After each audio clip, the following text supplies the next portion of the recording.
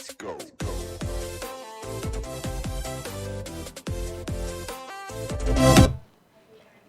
afternoon. Welcome to Tribune Now Spotlight. I am Hi. Gina Ventura. I'm Jojo Silvestre. And we have for today, Yeah, very special guests. There are two ladies who are very famous already I know. for the things they're doing for the environment. They are awardees of the Vanity Fair Changing Mind Awards. Nakakaingit na nasa Vanity Fair na sila.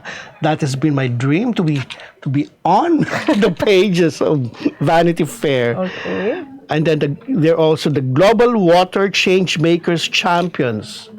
And then UN World Tourism Organization awardees, top 3. Global finalist. And then World Travel and Tourism Council Tourism for Tomorrow Awards, top 3 uli. For the work they do in the Masungi Georeserve in Rizal.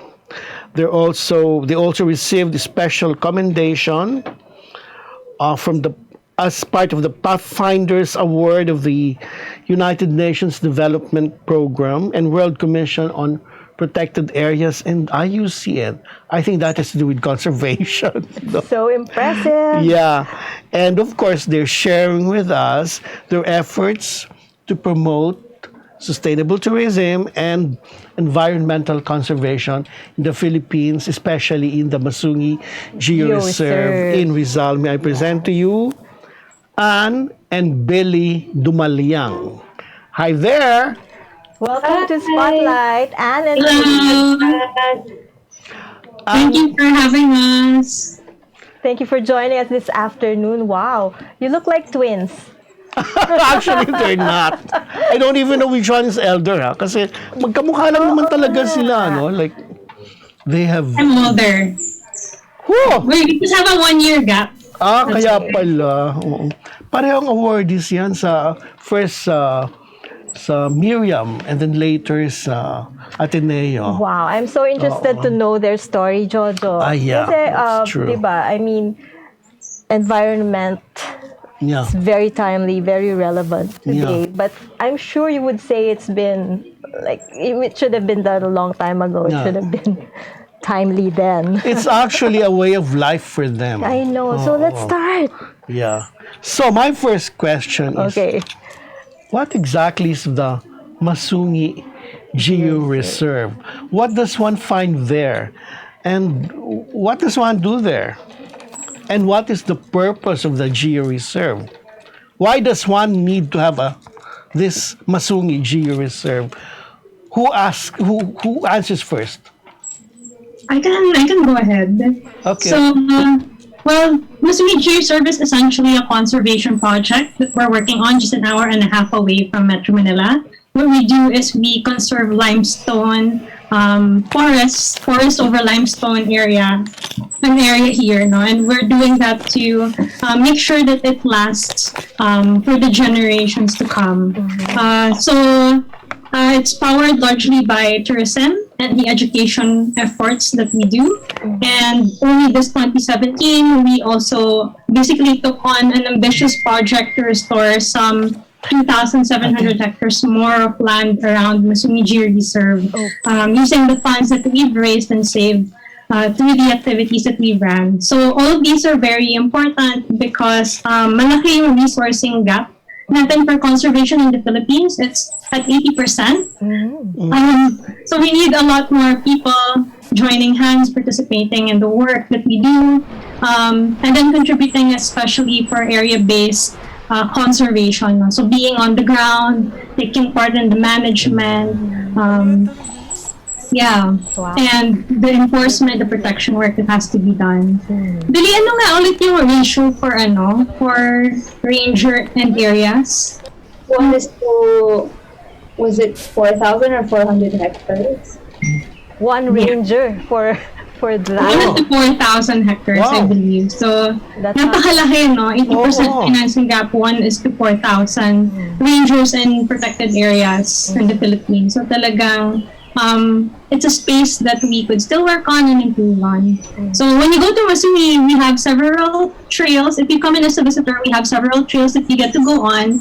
On the Discovery Trail, you get to gain a deeper appreciation of the karst of the karst landscape, Karst. and the forests on it. And then we also have the Legacy Trail, which is more focused on getting people immersed in reforestation, why it's important, what are the causes for decline of our forest cover, in the Philippines. When did you start doing this? I mean, how did your family become responsible for taking care of this space? Yeah. Billie naman. Yeah, so our dad is called the original visionary of the Georeserve. Ben Dumaliang. Ben. The whole project Engineer. started in 1996. There was a joint venture between the government and the company which my dad was part of, or which he helped lead. And it was largely a conservation development project. So the idea was to preserve 70% of that area and then develop sustainably 30% of it, so that 30% supports the entire area. And so Masungi was one of those green spaces that was preserved inside those properties. And in 2017, when me and Anne joined, we were also tasked to reforest many more areas around these limestones, and that's one of the biggest challenges we face today. How many years ago did you join, you and your sister Anne? 2017? 2017. So you've been doing this Anne was earlier, actually. I came in immediately after my first job, so I think that was late 2013. And then 2015, we put up the Masungi Georeserve brand. So I worked on it for about a year before launching it. And then Billie came in 2016. Billie? 2016. Okay, Billie, you said that your dad was working with a government agency at that time. Which one is that? Which That's agency? the DNR. Okay, so they came in and then they got some people to work on preserving the area. For what purpose? It's for a development, actually a conservation development project. So may space na 30% that was supposed to be developed for housing and for residential, and then the rest should be preserved. Okay. Dina, okay. I think we should clarify. Ben was not with the DNR. Yeah, he was just in the private sector, but he partnered, I think. Yeah. Their company partnered with DNR. Yeah, so the arrangement was that the government, provides this area, and then the company finances, develops, manages the entire area. So, Margins of proceeds to government, actually. yeah, malaki din talaga yung role of the private sector in this initiative. Yeah, I can imagine. But people are only just, starting to get to know more about that kind of work now. But it has been there all along. I know. More people should know about it, I think. Especially Filipinos, no? Yeah, so I can spare some billions of pesos Yeah, too. let's go. Yeah, we think more, private sector, NGOs.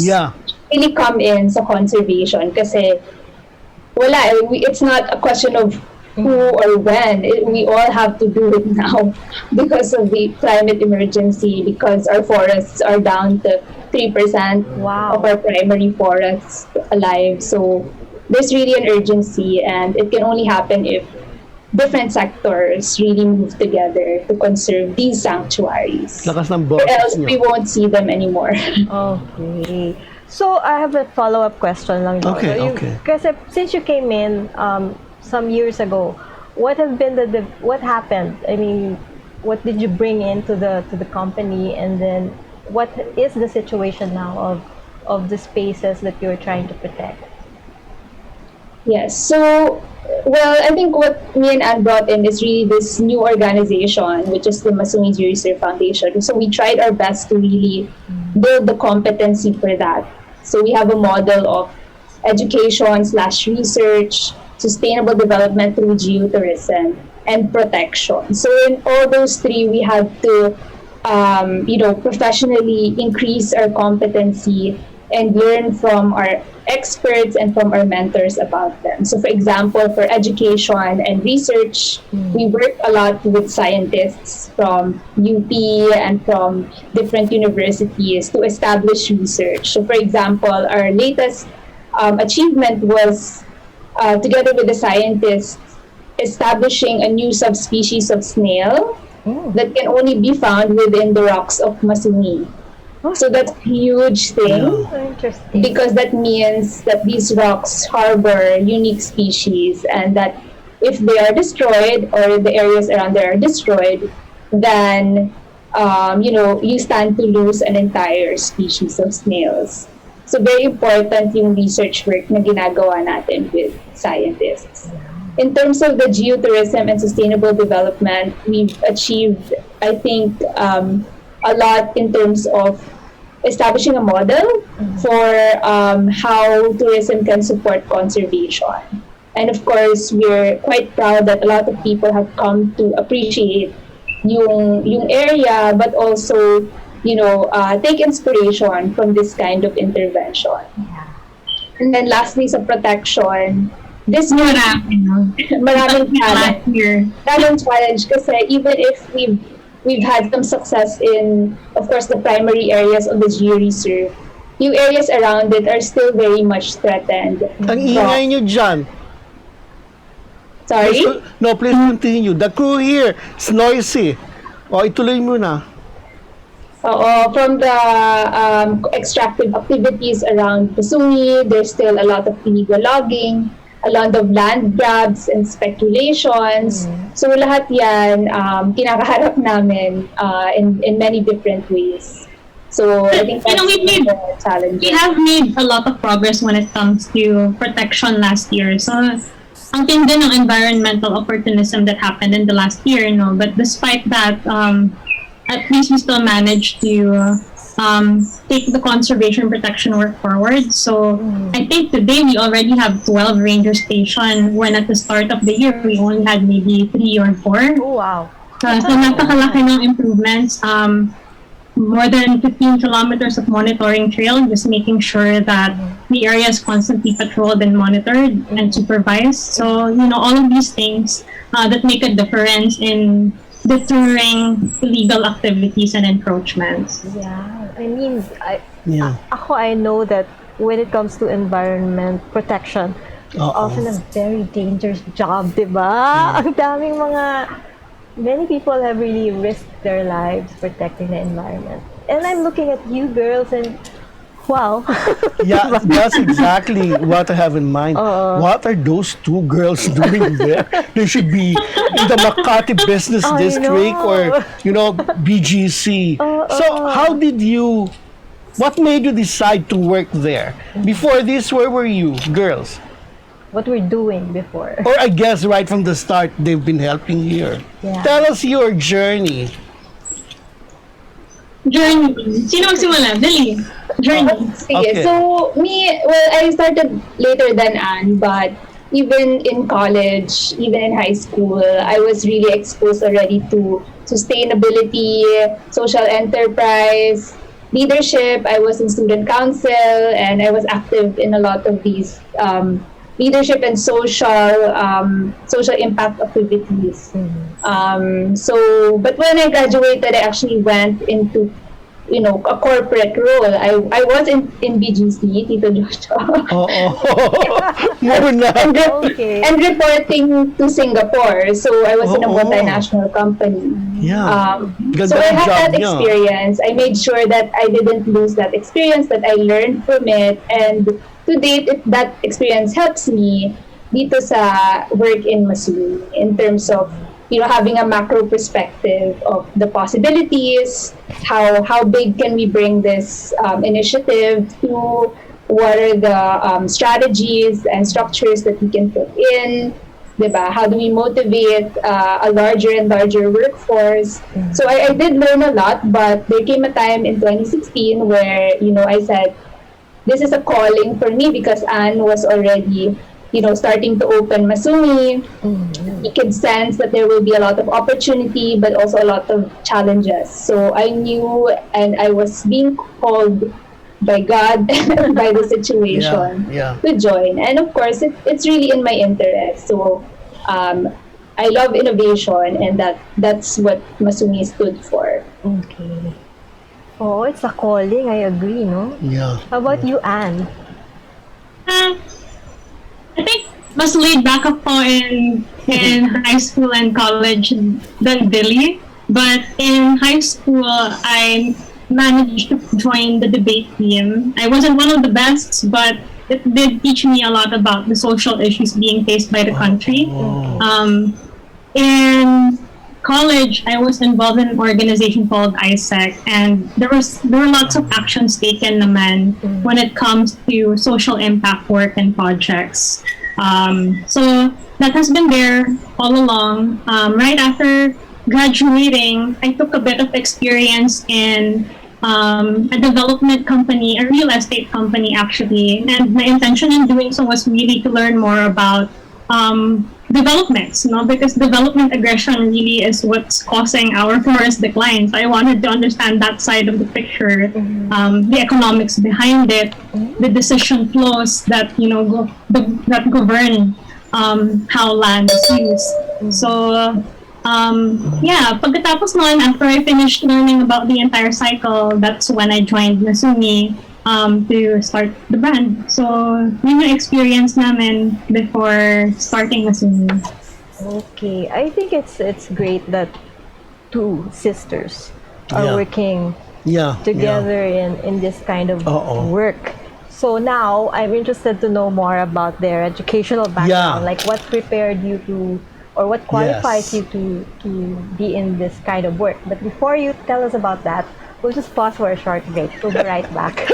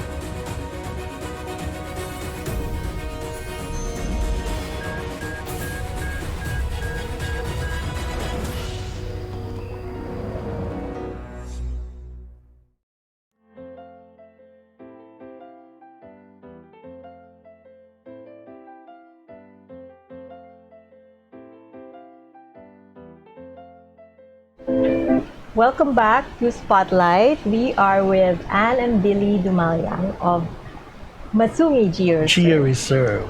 So before we took a break, we were asking Anne and Billie about how they got to be prepared for this kind of work. So a little cuento about your college days. And what did you take up? From high school, we've been very. Just so our viewers would know na hindi lang sila nilagay dito eh. It's like a journey, for them. Leaders yan, from way back. So let's start with Anne. Hey, Anne. Medyo naging choppy yung net connectivity ko, but it has something to do with what activities from before prepared us for where we are now. Did I get that right? Yes.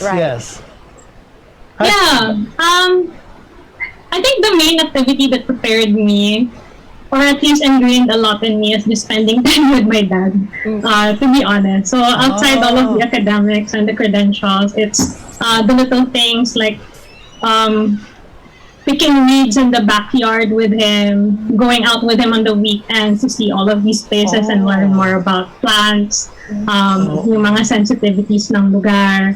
All of that really parang instilled a great deal of intimacy with the natural world in me, and just a general love for the outdoors. Like what I said earlier, I took up management. Billy also took up management, but she took up management honors. So I think malaki yung contribution nun, no? Kasi if you look at it, a lot of the problems that are also faced by the conservation sector also have a lot to do with the very young area management approach that we have. I think it's also known in other countries, but well, we can feel it in this country now that what we have really are paper parks. In legislation, we have protected areas, but when it comes to actual practice, there aren't people on the ground. There aren't any systems that actually enable conservation to happen very well. So, tingin ko malaking bagay yung management background namin when it comes to contributing to that. Billy, before I continue on, of course, the experience in managing developments also helps out. That's when I learned about land values, the threats that could potentially come in because of these rising land values and the presence of infrastructure around us. I mean, just a lot of information that gives grounding on the economics of things. Yeah, that's important too, no? Yeah, but they're not the kind who would talk about their honors and all that. Were you a leader, Anne? Were you involved in the student council? Well, in university, I think it was in third year, I was a vice president for the organization I was working on, and then in fourth year college, I was in the national team supervising operations in different schools across the country. So that was a lot of fun. As early as then, I wanted to work in Masungi already, but there was also a lot of work to do then. So where was this? ISEC or the ISEC? Yes. Oo, yun kasi. Okay. Meron silang mga ganon eh. How about Billy? Ako, I'm talaga. So, I'm more introverted than Anne, but I'm a nerd, and siguro since high school nga, I was already in all the teams. I was in the physics, chemistry, biology, lahat ng competitive teams. So, talagang may interest ako in science. I love the science classes. Sciences since before. In high school, I was student council president. In college, I was also a top 4 officer of the student government of Ateneo. Wow. Yeah. And yun, and then I was involved in a lot of competitions nationally and opportunities for leadership. So doon nahasa siguro yung consciousness ko about all these social issues in the country, also bringing people together towards a specific goal or mission, inspiring movements. That's what I learned from my experience in college. But to be honest, I don't think anything can prepare us for this kind of work because it's quite innovative and it's really daring. So parang as much as we have these academic achievements and non-academic achievements, I think we really learn a lot through experience and through the experiences of other environmentalists in the country and in the world. Okay. So talagang we get feedback, we get mentorship kasi we can only learn from their experience.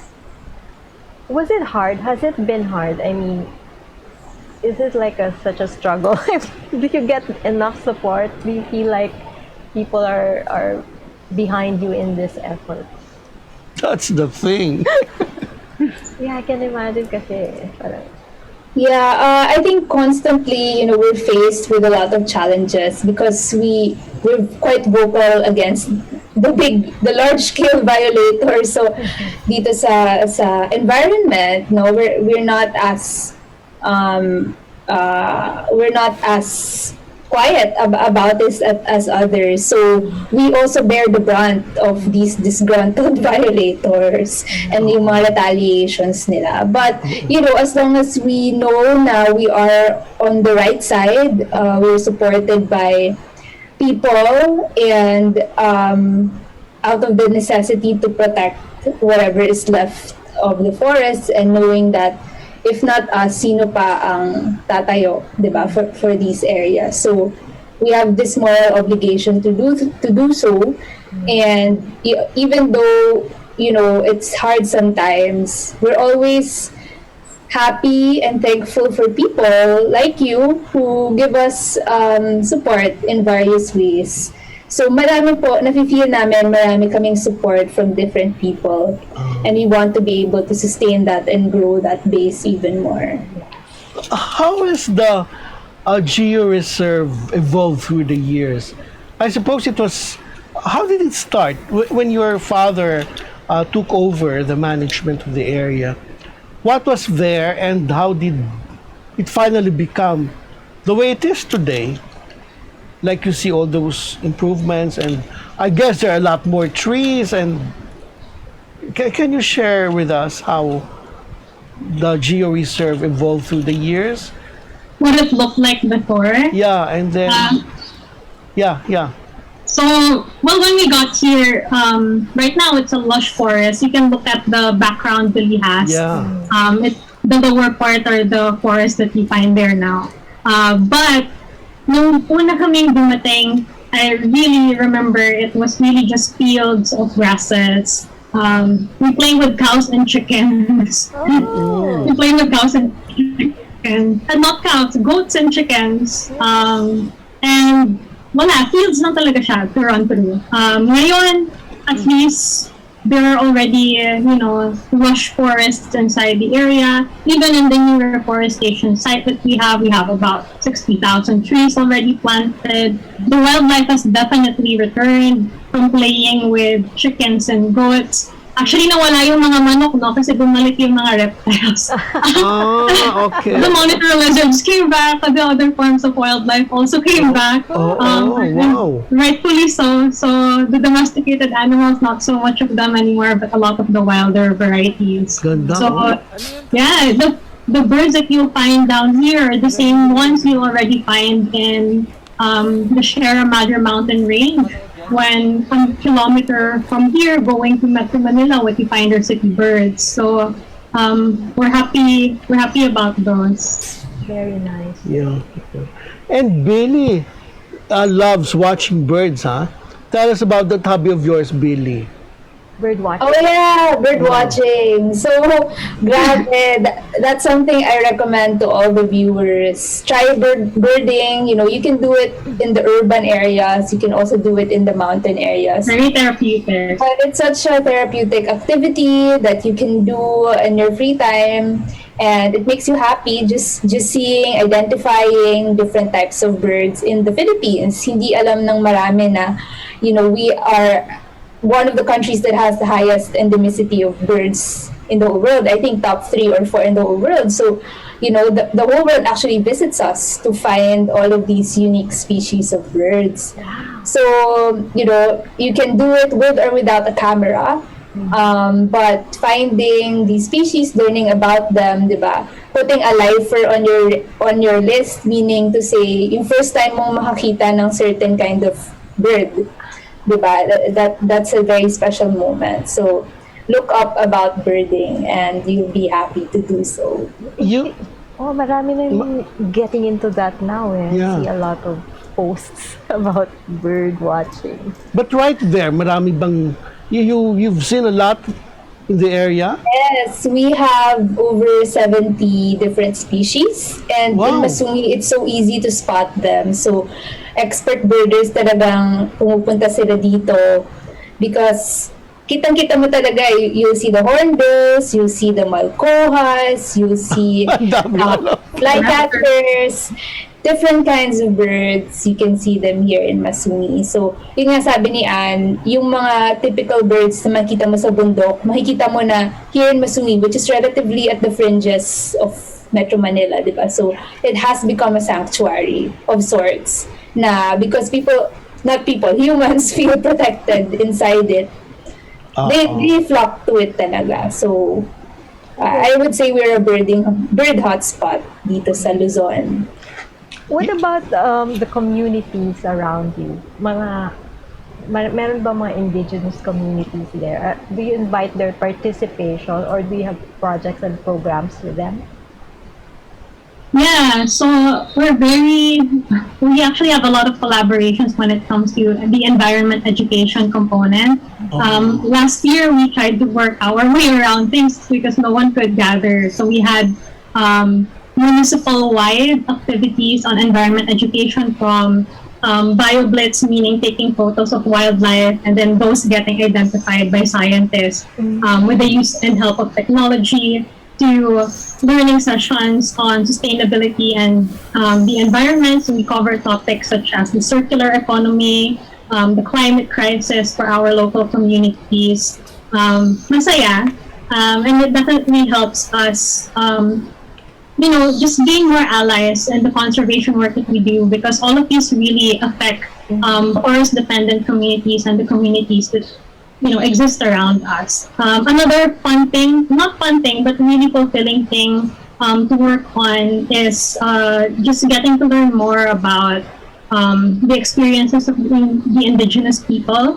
They're natural allies for us in conservation, but there are just many socio-economic, political dynamics that stop them from flourishing the way that they should.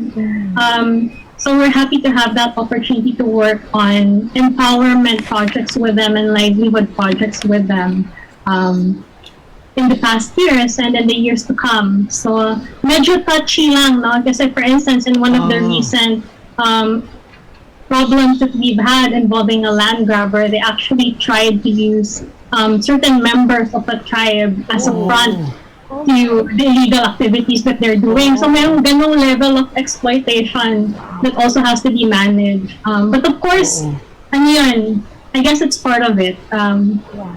Empowering people, empowering communities, that will be a part of it. And talagang kapag meron kang mga nababangga, meron kang mga na-empower, it's all but natural na merong ganyang resistance and that you become a witness to, these kinds of things. So we push forward. Yes. Yun namang kwan, no? I'm thinking of the importance of the Georeserve of Masungi in terms of the ecology of Metro Manila, no? Or of that area. Ano ba ang significance ng Masungi Georeserve? And then from an international perspective, no? Ano ba what is it in terms of the international effort to conserve the environment?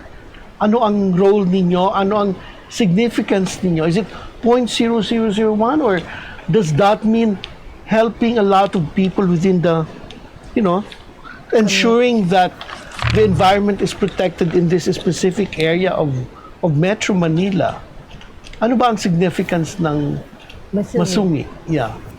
So, well, for the immediate area, Masungi is of course, a natural water filter. So, it's a karst formation. So, dito talaga dumadaan yung tubig na napupunta sa iba-ibang communities. So, kapag nasira ito, kapag may quarrying na nangyari around it, maapektuhan talaga yung natural na water system dito sa areas namin. But beyond that, Masungi is part of a larger ecosystem, and that is of the twin watersheds of Upper Marikina and of Kaliwa. So our reforestation sites in particular are in the Upper Marikina watershed, and that has gotten a lot of attention in the past several months because of what happened during Typhoon Ulysses and 10 years ago.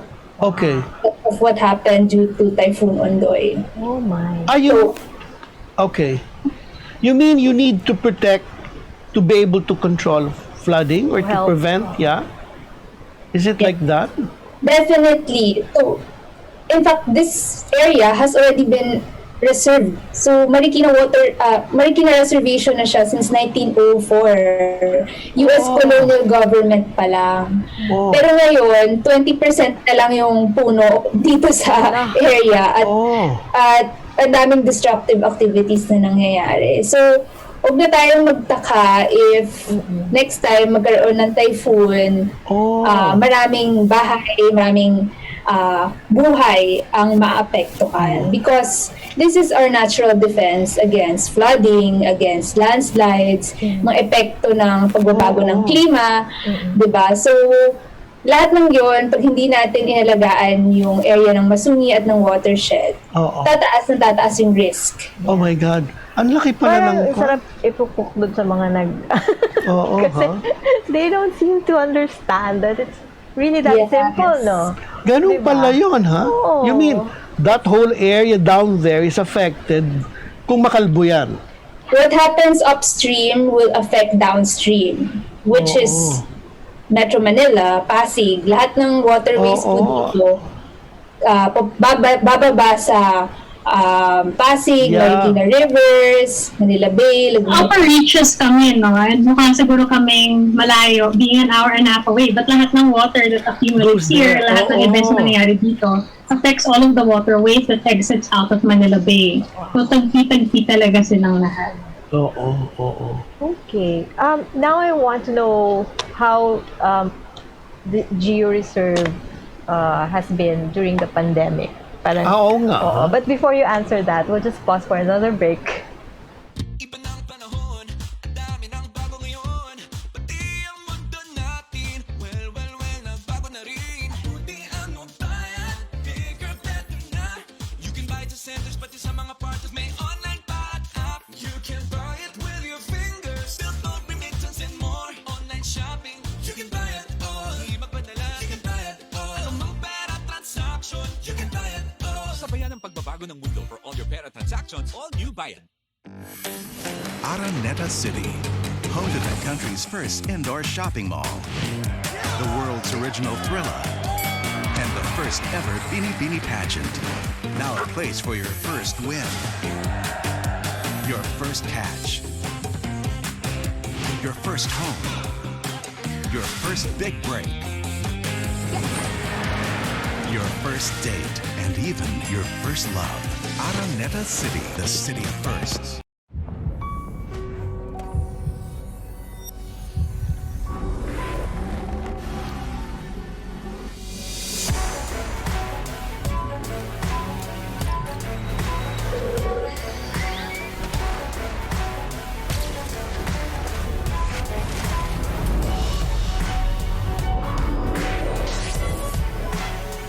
Montero Sport. Elevate your journey. Drive your ambition. Mitsubishi Motors.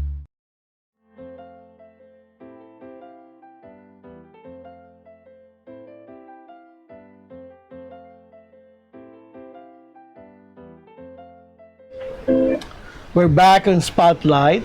We were discussing with the Dumaliang girls, Billie and Ann, kung ano ba ang challenges, ano?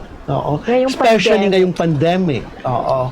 And then aside from that, ano pa ang ibang challenges? But initially, how has it been like during the pandemic? All these past few months. Was it good or bad for you or what? Oo. At saka for tourism and all that. Yeah. It's been tough because largely because of the environmental opportunism that has happened in our reforestation sites. And I think before pa the lockdowns, there was a quarry company that fenced a large part of the area. And then noong July, merong mga 30 na alleged fraternity na nag-occupy ng isang part. And then in October, meron namang mga kumpanya na walang dokumento na nag-fence at naglagay ng mga gwardya, 'di ba? Tapos merong encroachments ng mga resort na illegal. So, ang dami po, sunod-sunod at iba-iba sila na hindi nakakaintindi ng purpose of the protected area at ng mga batas na nandoon para maprotektahan ito. At yun, so it's been really challenging, and this has been the story for conservation in the Philippines and outside of the Philippines. Dahil nga yung focus ng tao ay nandoon sa COVID. But we have to realize na yung COVID nangyari dahil din hindi natin siguro naalagaan yung tahanan ng mga wildlife. Diba? At dahil doon, napunta ang isang virus na hindi dapat nasa tao, napunta siya sa humanity, probably because of the displacement of wildlife, and interactions that aren't supposed to be. So yun po, mahirap in terms of environment conservation. In terms of tourism, also difficult because we have been closed yung trails namin for 9 months. It's only starting to reopen. So financially, syempre, stretched out, and we have to come up with creative ways, di ba, to make sure na mabawi yung mga gastos. But also, we're proud that we did not fire or disengage anyone.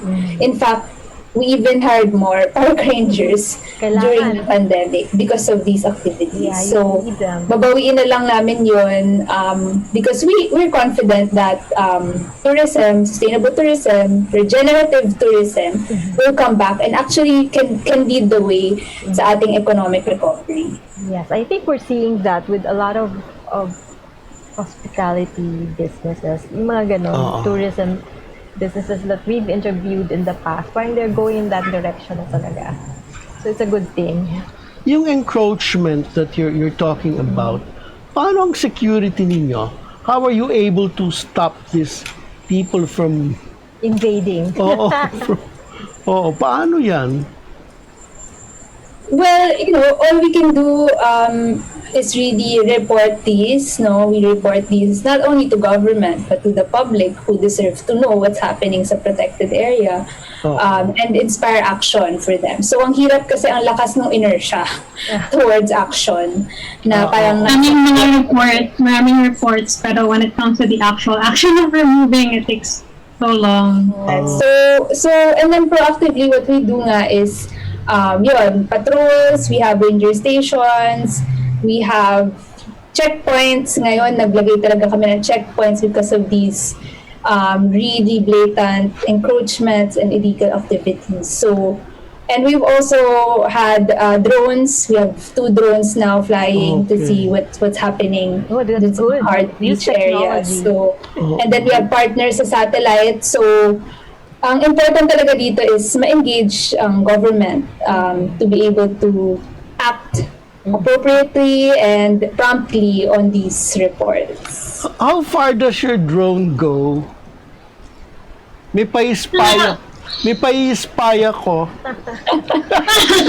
Malakas po yung drone namin, enterprise drone and may speakers yung drone. Oh, really? You mean? So, I think ang parang tingin ko kilometers, no? 5 to 7 kilometers. Yeah, siguro around 5 kilometers to go. Pwedeng mahiram, may pa-snoop ako. Hindi namin kayo maabot sa Metro Manila with 5 kilometers. Hindi, around the area din. Wala pang Star Trek levels yun eh. But anyway, anong agency ang responsible for taking good care of you people, of securing your safety? Yeah. Sino ba dapat ang tumutulong sa inyo? That's one of our appeals actually is, of course, security. And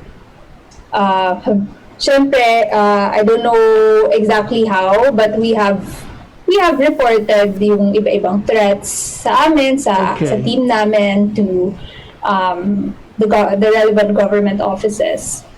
So hopefully, we get to have an agreement of some sorts, or they give special attention to it so that we have backup, fast response, diba? So to that end, we still need to strengthen, I think, yung ganon ka-tight na enforcement response. Yes. Yeah, because it will all really stem from DNR, considering it's forest land. So they have the ability to just write it down and make an order that this needs to be resolved. Of course, they say there are also processes that have to be followed, no? But what's happening is talagang, every day that passes by, more of the forests disappear. And the destruction cost is not something that you can recover in a day. No? Yeah. So quick response is really very critical.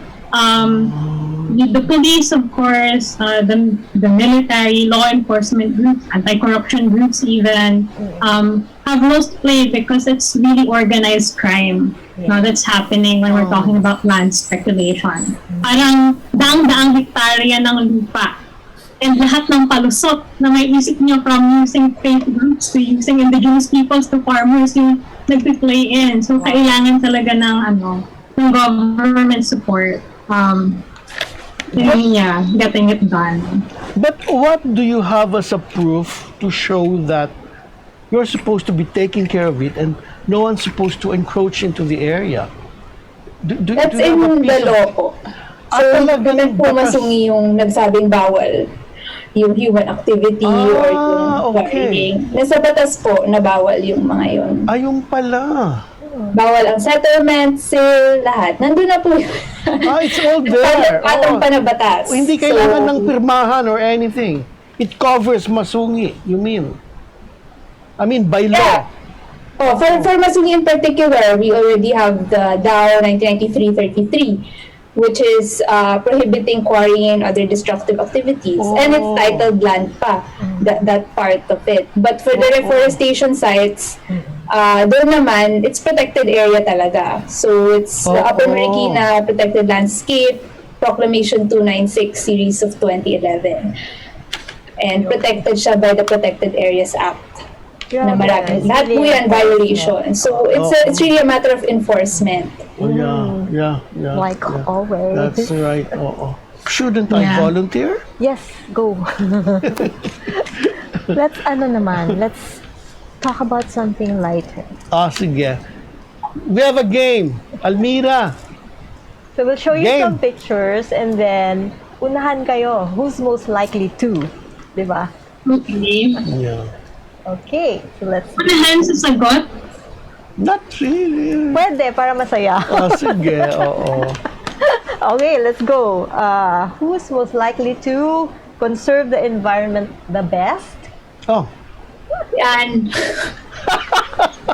I would say Billie, it's a team effort talaga. It's not even just the two of us. It's a lot of people. And the entire movement. It's You have to pay. Parang siguro... Ha? That's not Mabilis naman dapat. Billie! Oh, yeah. Okay. Sisters talaga. Oo. Okay. They really support each other. Yeah. Kailangan... So what's strong. next? Okay, That's next. me. Who's ready to sleep anywhere at Masungi Georeserve? Anne. It's Anne. Just go. But Paano nangyari yun? Mas ano siya, on the ground than me. at saka, you can really, it's like being in paradise, ha? Oo, I can imagine. Ang ganda-ganda ng mga pictures. Wala naman sigurong nightlife si Anne, no? To Walang meron nga nightlife, may fireflies, gano'n. Ibang Meron class. orchestra coming from the frogs and the crickets. maganda. That's the nightlife. Kada. Ganun. Kung creative person ka, talaga you can focus there and, no? Yeah. We should stay there. Write a book, ganyan, paint, ganyan. Can we stay for 3 months? Okay, next we have, who's most likely to... What's the next? Ulit tayo. Naulit. Who's most likely to live in the forest? Si Anne. Kung ganun. Ayun. Siya talaga yung Talaga? nature person. Oo. I've been here for a year eh. Really? Wow. Yes. Siyempre, hindi pwedeng maiwanan o madali ng lockdown eh. Pag kailangan mag-respond, kailangan we're able to very quickly. I'm just curious. Sino sa inyo ang marunong sa kusina? A little bit. If we're talking about cooking based on allrecipes.com. I'm familiar with that. Anne, more on Indian ang luluto. Ako more Japanese. Talaga, that's good. Minsan, tignan natin. Yeah.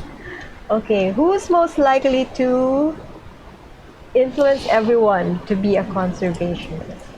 Yung taga-kuha ng Oo. support or to Really? spread awareness? No, I think it's Anne. I think, yeah, panganay, leader. Sino, No. sino sa inyo yung outstanding student of the Philippines? Billie. Si Billie. She's a Rizal model student. Siya. Ibigay natin sa kanya responsibility. Anyway, si Anne andun na mismo eh. I mean, Yeah. parang she's the model naman doon, no? So let Billie go all over the country and, Spread the word. Good. oo. Kailangan silang dalawa. It's okay. Oo nga eh, tama. Oo, ano kasi Billie, kita mo sa face niya, introvert kasi si Billie. So she talks very well. And she does advocacies and campaigns. Pero ayan, tignan mo siya.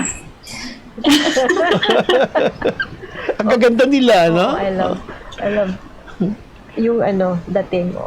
Very good. Oo, Okay. dapat sa Vanity Fair, sa kwan sila, sa ibang page eh. Saan? Sa beauty. Beauty.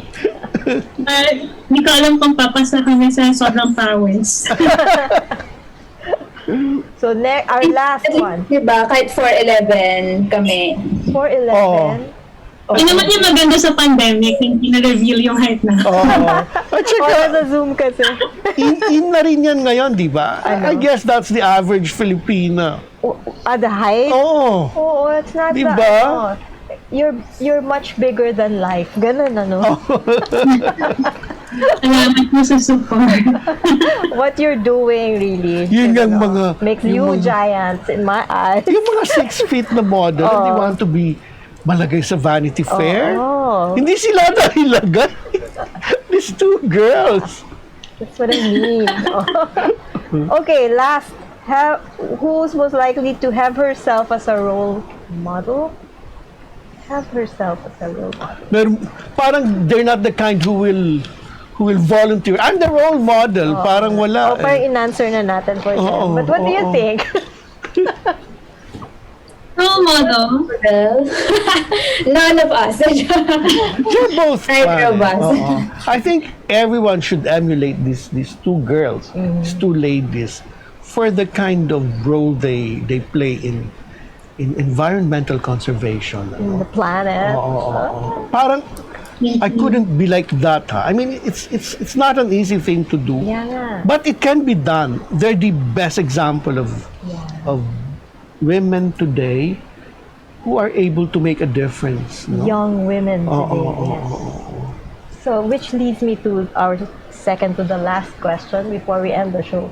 But what keeps you going? Kasi you face a lot of challenges and even threats, di ba? What keeps you going lang? What inspires you to go on with this? Aside from your dad. Oo. Aside from our dad. Yeah. We've largely, ako, and Billie also rin naman, parang we've largely seen Masungi talaga as parang a little brother of ours. So, we always say this, it's a big regret for us if we're not able to harness our capabilities, what we know to help it survive in the years to come. Ang pinaka-worry ko, I'm maybe 8 years old, I look back and I say, that building, that condominium that used to be my little bro. I don't wanna have to experience that. Ano pa? Billie. I think a lot of people support us, and that inspires me because it's really not an easy job. Let's be honest with it. Na there are times na talagang you get to think, is this still possible? The threats are only going to get larger. Does Masungi stand a chance against these threats? So, but every time that happens, laging merong mga taong susulpot or mag-hello, hi again, who are compassionate about this cause. So that inspires me kasi they understand even if hindi sila directly on the ground, even if hindi sila directly affected, they have a growing consciousness and a heart for it. So if they have that conviction, then we have to continue strengthening our conviction and fighting for this place. Yes. Actually, a lot of parang the conservation community is probably one of the kindest and nicest communities to be a part of, diba? Oo. Parang, imagine all of these things we're fighting for. We're lucky already at this space eh. Marami pang mga iba na nahihirapan talaga, mas maraming pinagdadaanan than us. Yeah. So the bravery of those people, the strength they've demonstrated through the years, that's really very inspiring for us. Not to mention our rangers, who really took it as their vocation, as a life's calling, who put so much faith in the project to the point of going to remote areas for 24/7 at the time, just to support the project. So we owe it to them to make it a success too. You know, Dina, it's June 12 soon, no? Yeah. So parang I can see, these are the heroes that we need today, ah. Yung mga ganyan na, pwede namang magpa-social-social lang. but they've made a choice in their lives. Not that hindi sila social, kasi social din sila, no? But, you know, you make a choice in life, eh, di ba? Like, I choose to have a boyfriend, di ba? Sila naman, they choose to love nature, to fight for this cause and spread the consciousness about. At Tito Jojo, we have fun naman. Oo naman. We have fun naman. Kasi this is, the tourism side is the industry of fun. We're all about That's giving right. people fun. Balance naman. Oo na. Parang naman ginagawa ko sila. Para mga mongha, no? I stand corrected. You know, they come from a beautiful family. Yung mga aunties nila, ang gaganda rin eh. Well, of course, kamag-anak ko sila. Okay. We should be clear about that. Yes. Makikita mo Nasa naman. dugo yan. But anyway, you know, it's Father's Day soon. Okay. And their father is you know, iba rin yan. Valedictorian yan sa amin back when eh. Pero he was not the kind na maarte. Ako, I would bring mga libro. Siya, he didn't bring anything. He just had a notebook. It's all here. Oo.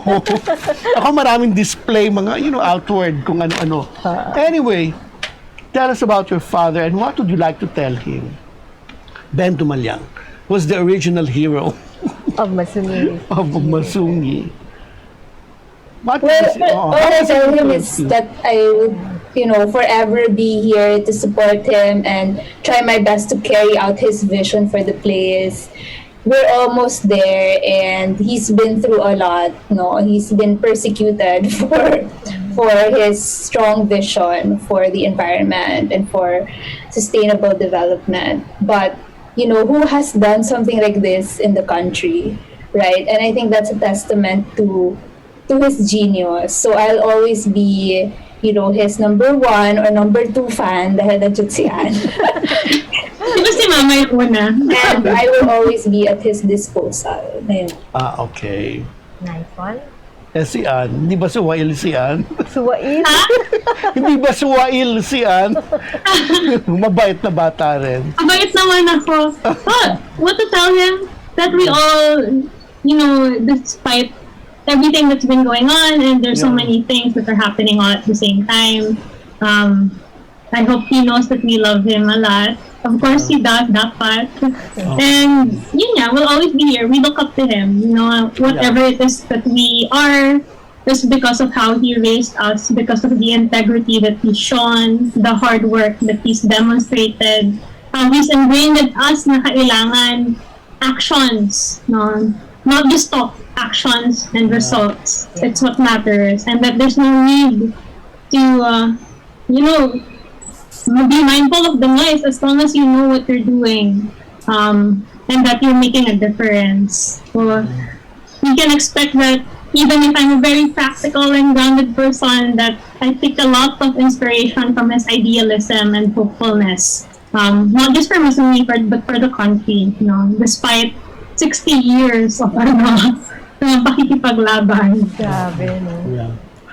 And that's nice kasi merong 2 daughters. Taking up the cudgels. May disciple siya, no? So, Disciple. na hindi naman it wasn't like you have to do this. They through the years na-imbibe nila yung love for conservation, for nature. Yeah, I'm glad. Oo. But did you see the guy there na kausap ko? Parang ako ang congressman, ano? Parang mas mayaman ako sa kanya, no?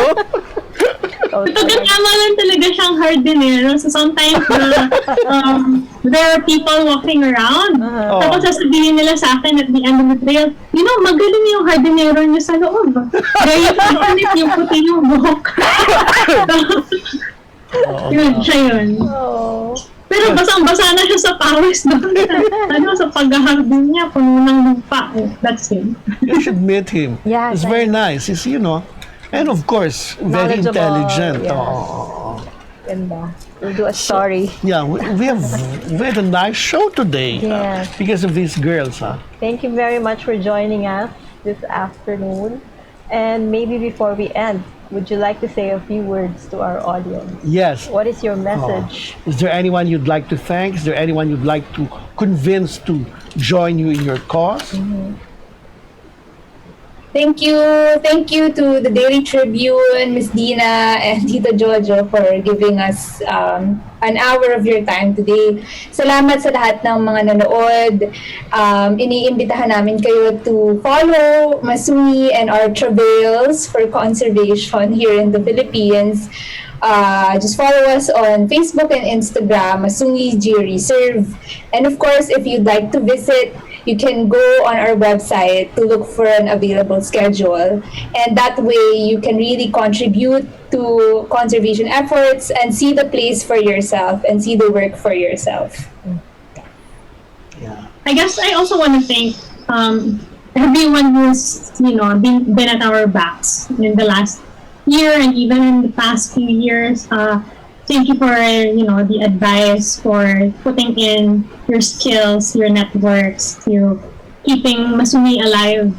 Masungi, kami ni Billie yung lumalabas on all of these talks, but actually it's empowered and enabled by a lot of good, wonderful people who are trying to also make a difference in their own way. So, maraming salamat doon sa mga tao who've done that. Kilala nyo na kung sino kayo. And if anyone here would like to help, there's always room for whatever, expertise and whatever strength you have to contribute to conservation. Sa ating mga tao and ating leaders in government, sana rin pahalagahan pa natin yung ating kalikasan and we become more active in, getting action and work done on the ground. We're grateful for the good ones in government who have extended help to us from the Senate, to other government offices who've helped us push for conservation. Sana ipatuloy lang natin. It's an ongoing process. It's always about breaking boundaries, about pushing forward, but together we can do so much and we can really put the Philippines in the world now. Salamat. Ay, pupunta kami. Isasama namin si Lars, who is our assistant director, at si Almira, who is our scriptwriter. We'll visit you, So once again, thank you very much for joining us on Spotlight. I am Dina Ventura. I'm Jojo Silvestre. See you again next week.